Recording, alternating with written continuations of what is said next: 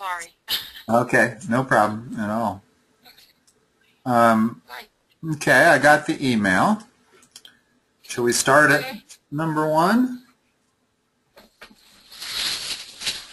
Yeah. Okay, so what is the domain of this function?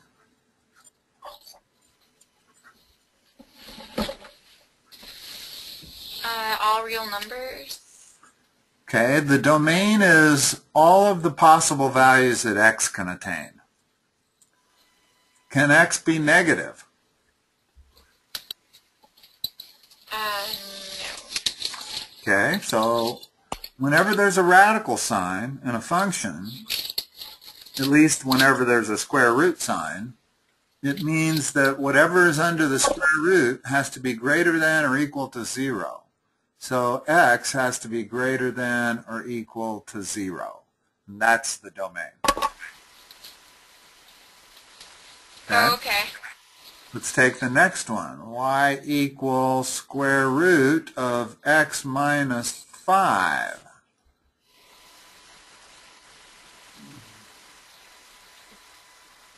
So here we have that same square root. And so everything under the square root sign has to be greater than or equal to 0. So it allows me to write this. Now this isn't the answer for the domain because they want to know what are the allowable values for x. So solve this inequality. If x Add minus... 5. What's that? Add 5. Okay, so if I add 5 to both sides, I get x is greater than or equal to 5, and that's the domain. In other words, once you get it solved for x, you have the domain. Okay? And let's take the third one. Y equals 2 square root of negative x plus 1. So let's solve this exactly the same way we solved the second one. So what inequality can I write?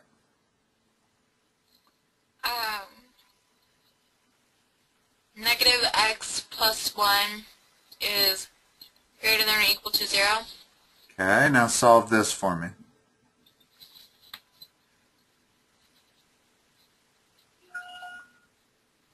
Minus 1. Okay. So negative x is greater than or equal to negative 1. Okay, now how do you solve for x?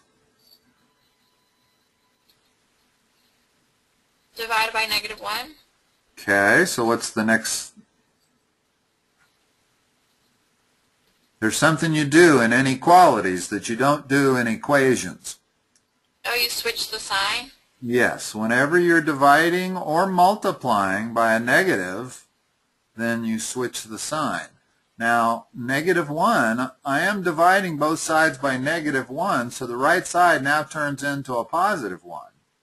But it's x is less than or equal to positive 1.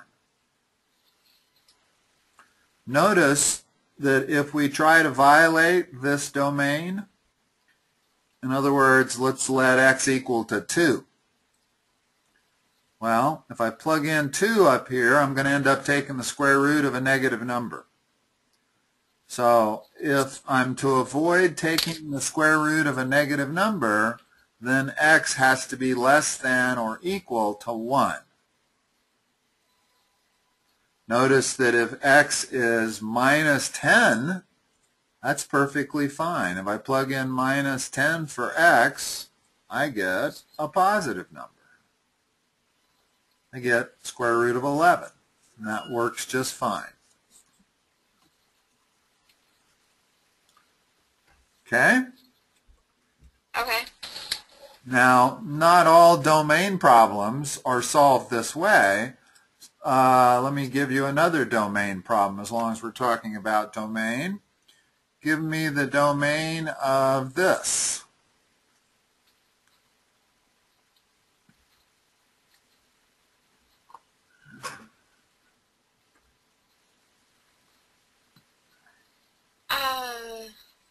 When you're thinking of domain, usually the best thing to do is try to figure out what x cannot be. In most functions, there's no restrictions on x. In other words, most functions, x is going to be all real. But there are certain functions where there are some numbers that x cannot be. When you have a radical sign, anything under the radical has to be positive or 0. Also, when you're dividing by a variable, what can't x be here? It's the first commandment of mathematics. Negative. First commandment of mathematics is thou shalt not divide by 0. Ever. Can't do it. Every math on the planet in every language does not allow division by 0. So the domain here is all real except x cannot be equal to 0. Okay? Okay. To give you a slight alteration of this. Now what can x not be equal to?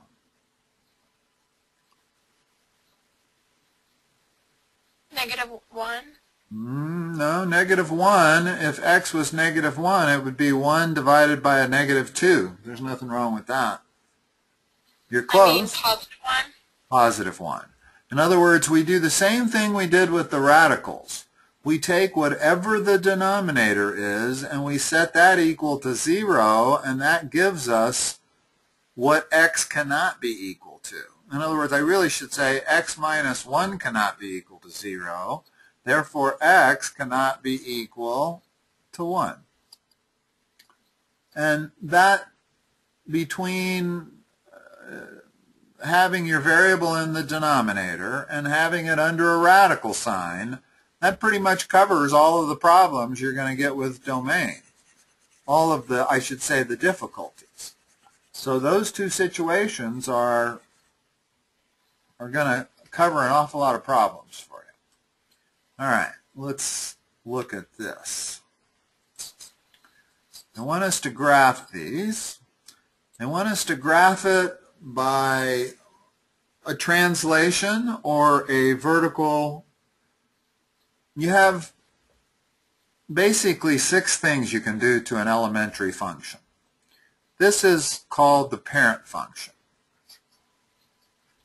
And it's one of our 10 elementary functions. Another elementary function is that. But why, and you should kind of have an idea of what all the elementary functions look like graphically. If I graph the parent function, y equals square root of x, where does my graph begin? If this is the x-axis and this is the y-axis, remember x cannot be negative. So there can be no parts of this graph to the left of the y-axis. In fact, it has to begin right there. When x is 0, y is 0. And then as x gets bigger, y gets bigger, but not quite as fast. And this graph looks like that. Okay, so that is y equals square root of x. Now let's talk about shifts and translations. On number 4 here, it says y equals square root of x minus 3, and the minus 3 is not inside the radical. It's outside the radical. Since our standard function is y equals square root of x, what's the consequences of that minus 3? What does it do to our graph? If this is what y equals square root of x looks like, what is y equals square root of x minus 3 going to look like? It's lower. Exactly. Same exact shape, but it's lower by how many? 3. So this graph is pretty much parallel to the other graph. In other words, and this is called a vertical shift. You basically have four types of translations. You have a vertical shift, and then you have a vertical stretch or shrink. There's two of them. Then you have a horizontal shift or horizontal stretch or shrink. There's two more. So those are your four basic translations. You also have reflections about the x-axis and reflections about the y-axis. So in total, you actually have 6 things you can do to a function, to an elementary function, that all would be considered one of those 6 translations. Okay? Let's look at number 5. Y equal, let me do this. Whoops.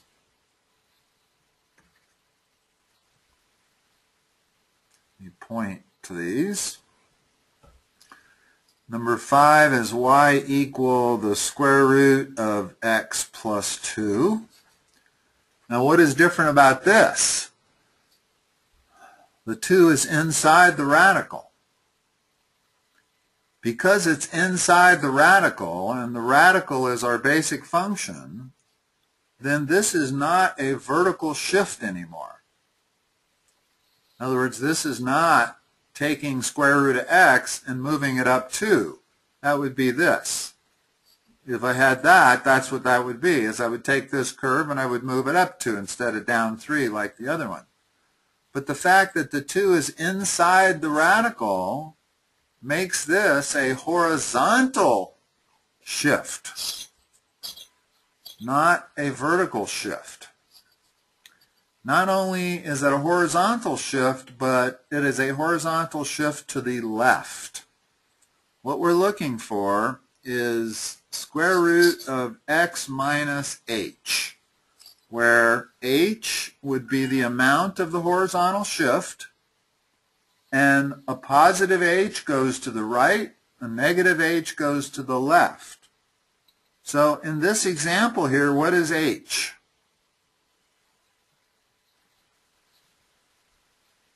And the function right above it, and the square root of x plus 2. What is h? 2. Has to be negative 2. You see why? In other words, if this was x minus 2, then h would be 2. Since it's x plus 2, h has to be a negative 2.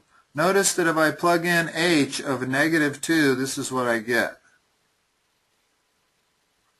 And that becomes x plus 2. So remember, your standard is x minus h.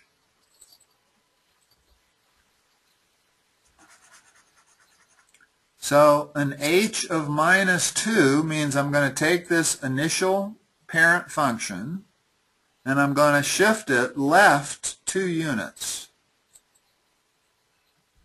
And it's also not going to change the shape of the curve at all. The curve will be exactly the same shape, only it's been shifted by 2 units to the left. All right, let's look at another one.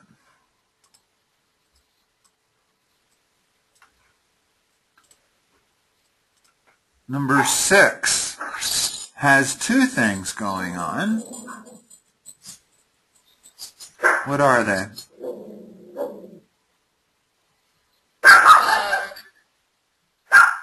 Going down, forward, and... Hold on, excuse me a moment. Hi, come here, come here, come here.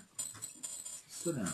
Sit, sit, sit, and stay, stay.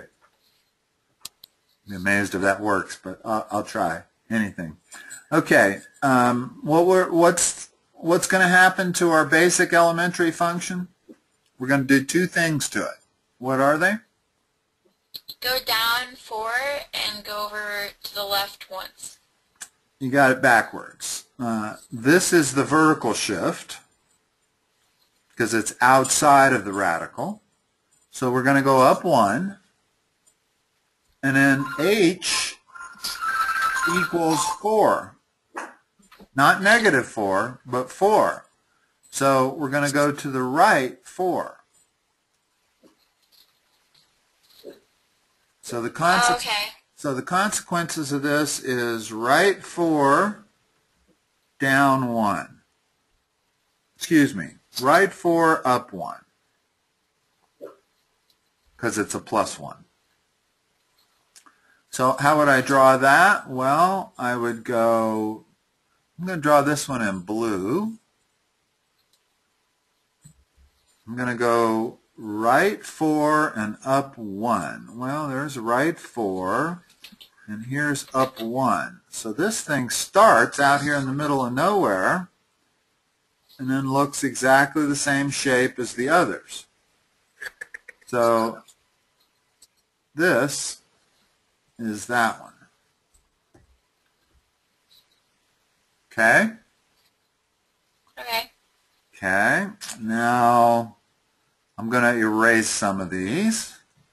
Hopefully you've got that. I'm going to erase everything but the standard so that we can talk about the next one.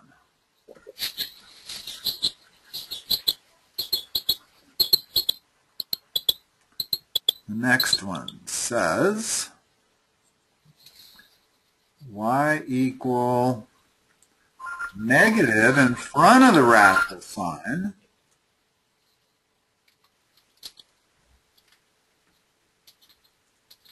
Ignore this radical sign for the moment.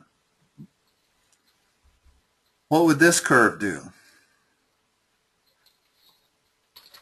I didn't mean ignore the radical sign. I meant ignore the negative sign for a moment. In other words, if we were graphing this, what would this be?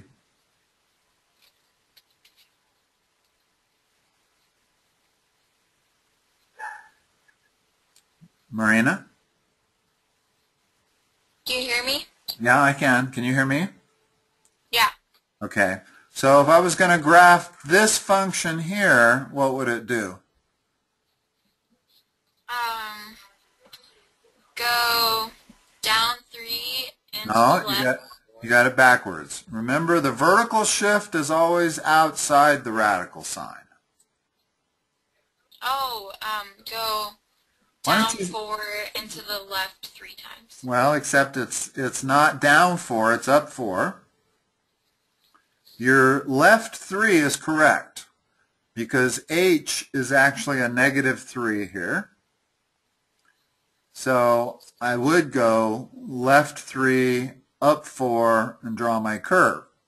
So now let's do the one they wanted us to do. What's the consequences of that negative sign in front of the radical?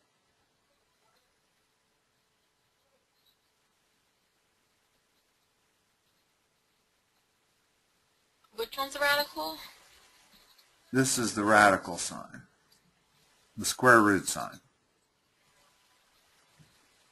Oh, okay. What's the consequences of the negative sign? What's the consequences of the negative sign? What does it do to this graph? It curves downwards. Yeah, it's called a reflection about the x-axis. Because the negative sign is in front of the square root, it reflects the whole thing about the x-axis. In other words, if I were to just do this function here would be y equal negative square root of x. Exactly the same as square root of x, only you know what I mean when I say reflected about the x-axis? Yeah. Every point, that point is now an equal amount on the other side of the x-axis. This point here is an equal amount on the other side of the x-axis, and so forth and so on. Okay, so let me erase that. Now, when you have reflections in a function, it's important to do the reflections first and everything else second, because it makes a difference. if I shift 4 upwards first and then reflect, it doesn't necessarily give me the same thing as if I reflect first. So the very first thing we want to do is reflect. So we'll reflect first, and now we'll do the 2 shifts that you want to do, which is up 4 and left 3. Well, up 4 and left 3. We'll go left 3. It doesn't matter which one we do first, and up 4. So that's where our new curve is going to start, and it's going to have the same shape as our y equals square root of x curve.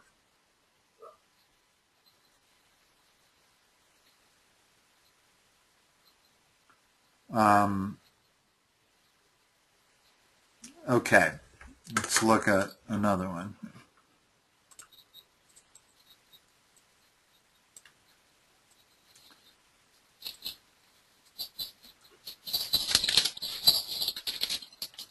The radius of a sphere is given by this function. Radius is equal to 1/2 the square root of the surface area divided by pi. What's the domain of the function?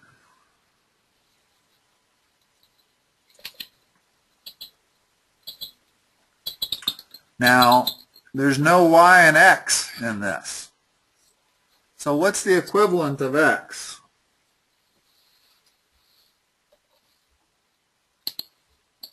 What's the independent variable and what's the dependent variable? Is pi a variable? Yeah. No, it's not. It's a number. Always exactly the same thing. It never varies. It's 3.14158, so forth and so on. So pi is not a variable, but s is. That's the surface area. So because r is on the left and s is on the right, then the domain concerns what s can be. So what does s have to be?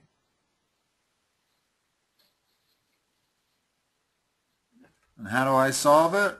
I say whatever's inside the radical sign has to be greater than or equal to 0.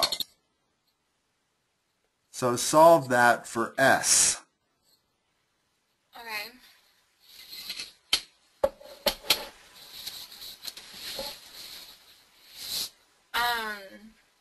Times pi.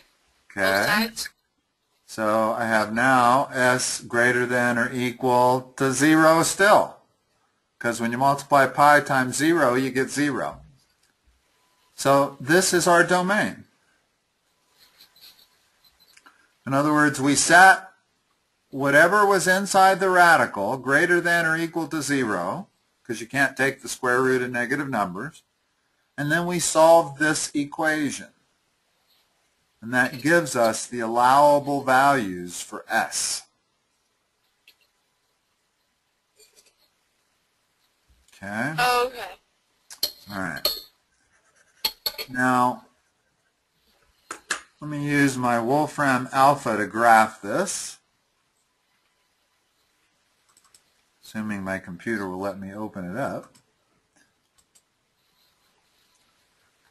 Now, I don't have to enter it as x, r, and s to graph it. I can enter it as y and,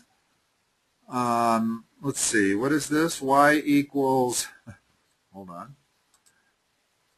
Y equals 1/2 the square root of s divided by pi.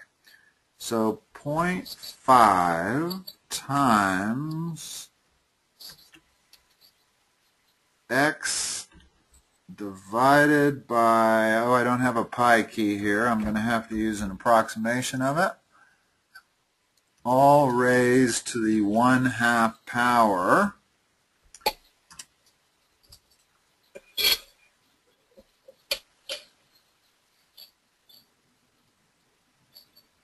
So if we look at that graph, it's the blue graph right here. In other words, it looks very similar to y equals square root of x. Only it's got a coefficient in front of it. Notice that that coefficient is 0.282 square root of x. All right, so we graphed it. And let me close that out completely.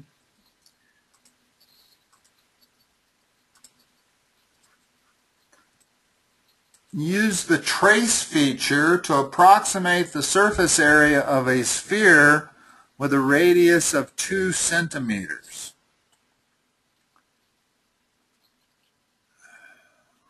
Now, unfortunately, this is not something we can do online. Do you know how to use the trace feature on your graphing calculator? No. Well, maybe you can get your teacher or somebody in person to show you how to do that. I don't see any way of helping you do that online. So we're going to have to ignore that part of it. Okay, that's all I've got that you've sent me here. Do you have another page, or does your mom have another page she wants to send me? I guess we have 15 minutes. If you, let's see, what time? We started at 4, yeah. What do you want to do with the rest? If I have another one. Okay. Now, you can either send me another one or you can verbalize it. Every problem on here you could have verbalized. So if you just want to why don't you grab another piece of paper and just read the problem off to me, and I'll write it down. Okay.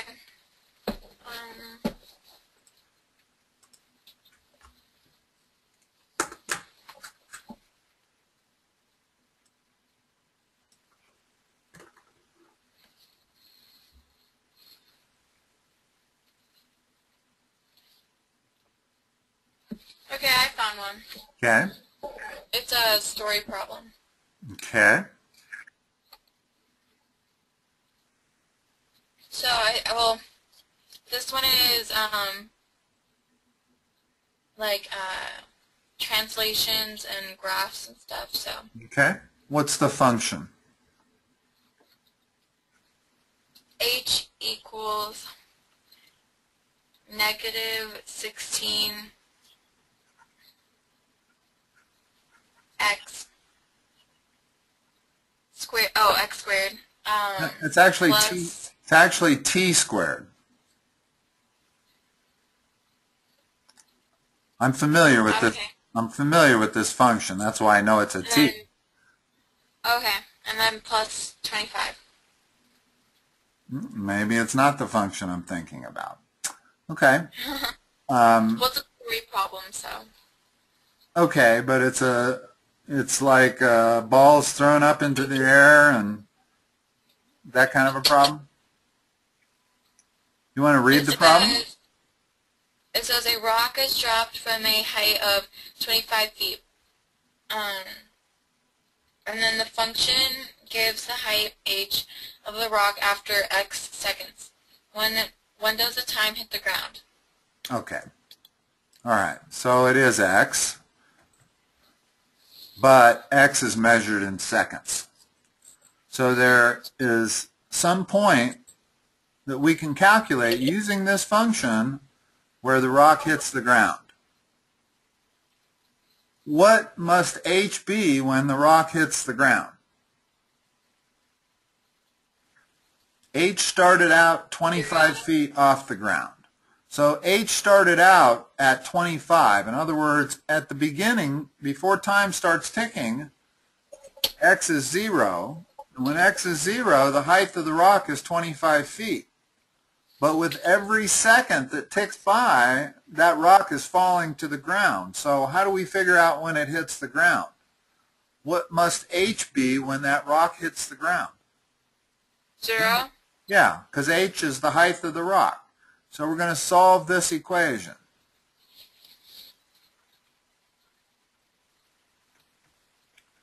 That's easy enough to do. We've been doing these.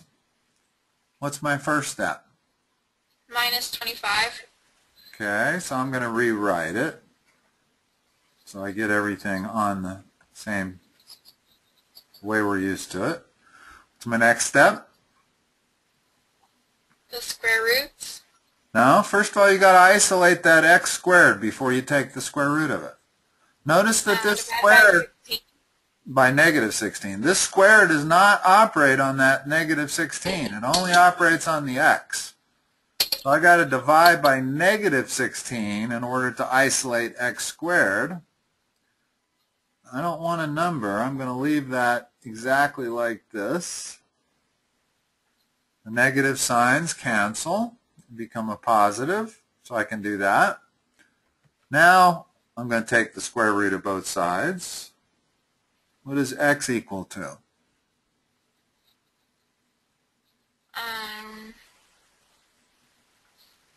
5 over 4. Plus or minus 5 over 4. See why it's plus or minus? Okay. However, this is kind of like measuring stuff. Since x represents the number of seconds that have passed since you've dropped the rock, well, the negative result we don't want. So we only want the positive result because time can't be negative. So x, after 5/4 of a second, the rock hits the ground.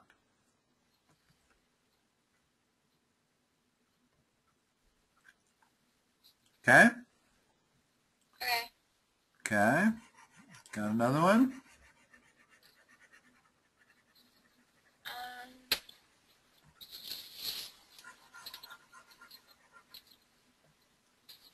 Usually they do use t there. The one time when you see t as a variable, it's a variable because it's usually in seconds, and they like to use t to represent that. Just like they like to use h to represent the height of a rock. Oh, I found another story problem. Okay? Okay, so it says the weekly profit Y in dollars for two street vendors can be modeled by the following equations, where X is the number of the weeks since the beginning of the year. And then Okay. it has two. Oh, and this is for the system of elimination or substitution. Okay.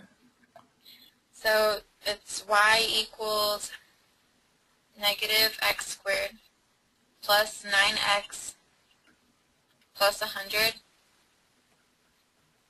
And then Y equals 5X plus 100 and 3. Like that? We can solve this by elimination or substitution. It doesn't tell you which one, so. Okay, so what's the easiest way to solve it? Which one should we use?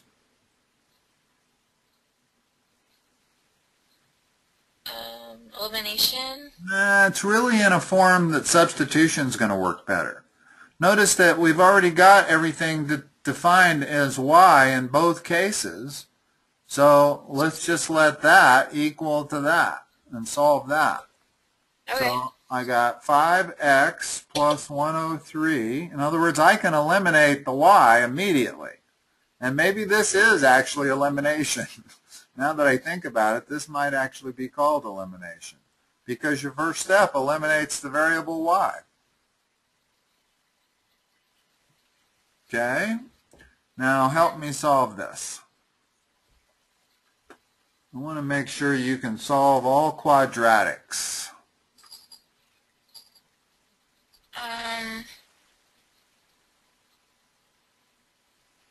This is a quadratic. There's an x squared term, there's an x term, and there's a number. That makes it a quadratic. Minus 5x. Okay. I'll do it that way. Plus 9x minus 5x would be plus 4x. Now what? Minus 100.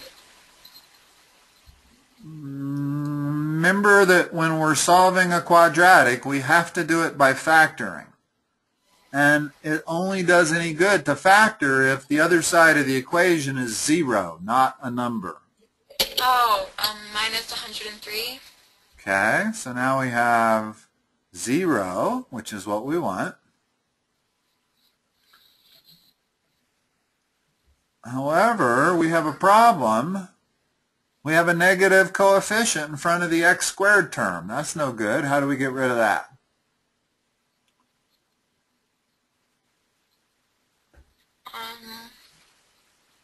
In other words, this is what we have. Divide by -1. Okay, tell me what I have to write if I'm going to divide both sides by -1.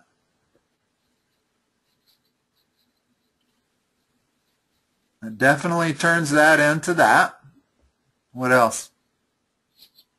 It'd be x squared minus 4x plus 3 equals 0.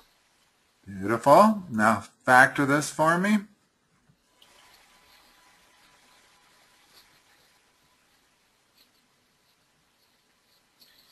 X plus and minus. No. First x Plus and x. First oh no, x. minus. Well, what does this sign right here tell you about the two signs? That they have to be the same. Okay, and then if they have to be the same, we look to the middle to figure out what it is they have to be. So they minus have to minus. And follow that methodology every single time. By the methodology, I mean check the sign on that. Once you figure out what they have to be, then check the sign on the middle term. Okay. Okay, now what do we want? We want Find two numbers that multiply to 3 and add to 4. good. So 3, and 1. Okay, so my two solutions are X equals positive 3 and X equals positive 1. good. Okay. Got any more?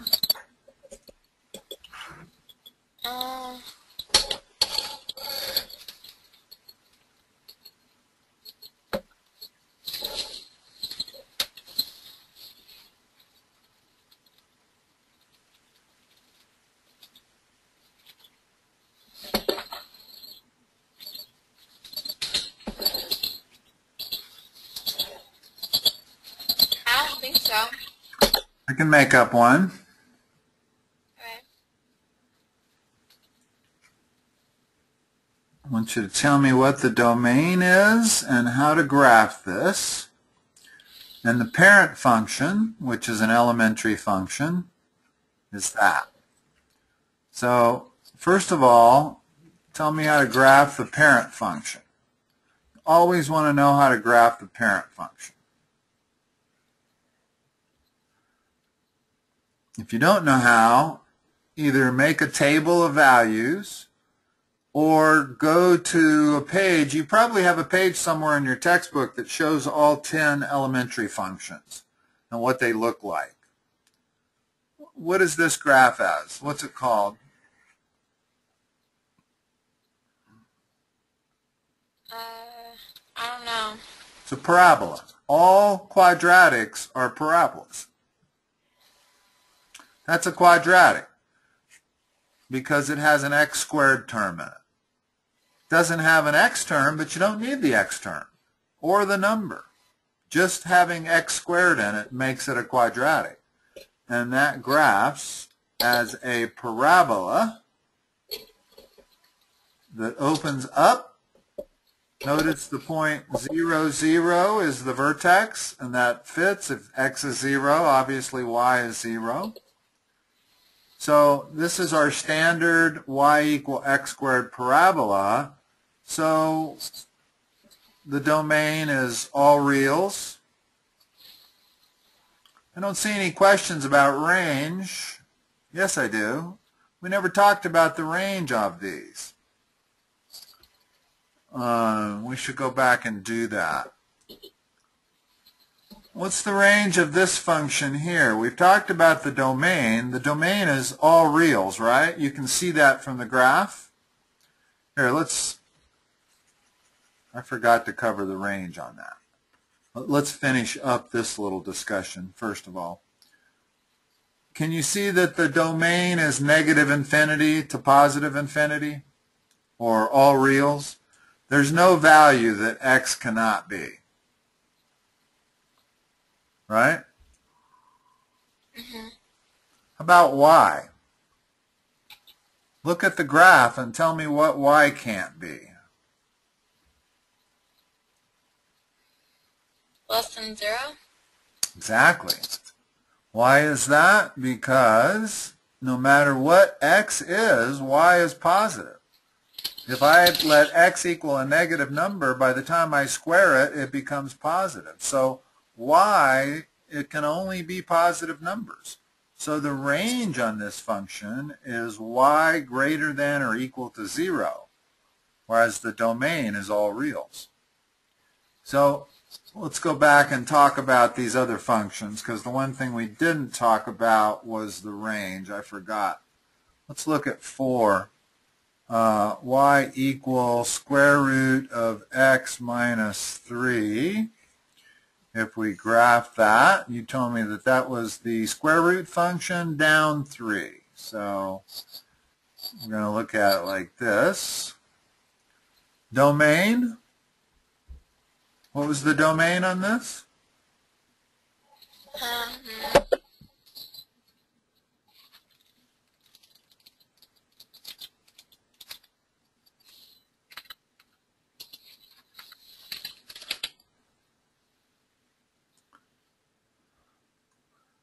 I'm not sure that it's productive for you to look through your book or your notes at this point. You will learn this material better if you just listen for our session. I'm convinced of that. And try to answer the questions when I ask. And if you can't answer, just say so and I'll give you help. But it doesn't really do any good for you to look it up. Okay? Okay. It's just not a productive way to learn. The idea we're trying to get through here is to get you to memorize the technique. And remember, the technique here is what's inside the radical sign has to be greater than or equal to 0. So that's your domain. X has to be greater than or equal to 0. And you can see that from looking at the graph. There are no values to the left of the y-axis. In other words, there's no negative x values. What's the range?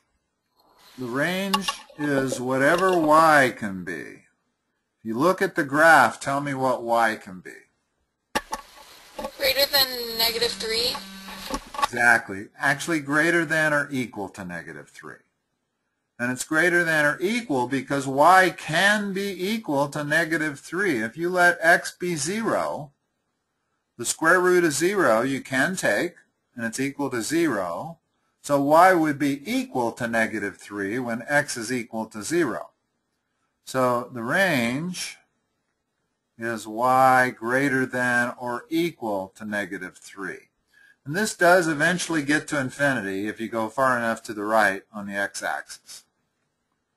So it doesn't have any upper limit. All right, let's look at this one here.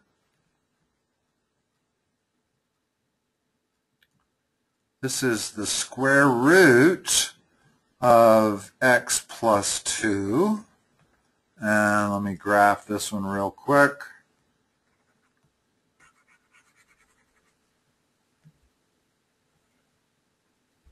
We figured this is the square root of x shifted 2 units left. What's its domain?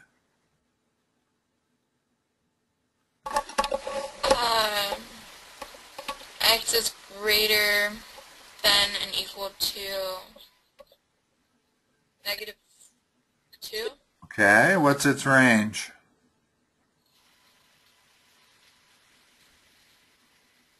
Y is greater than or equal to 0. Very good. Number 6. This is y minus 4 plus 1 on the outside.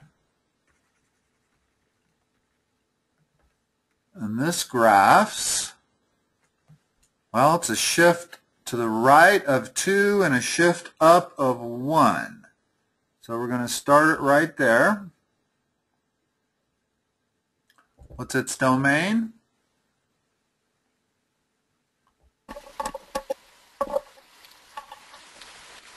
X is greater than or equal to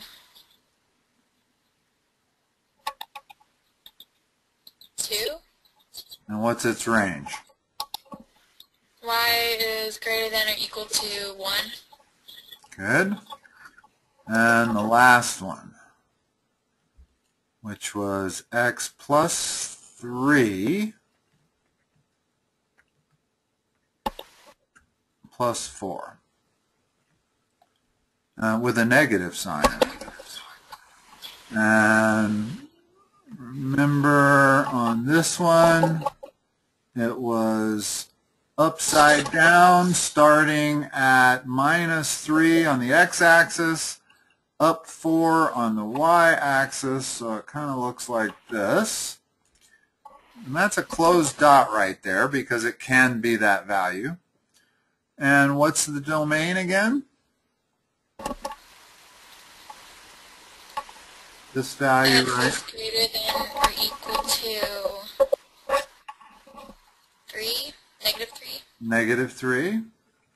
How about the And range?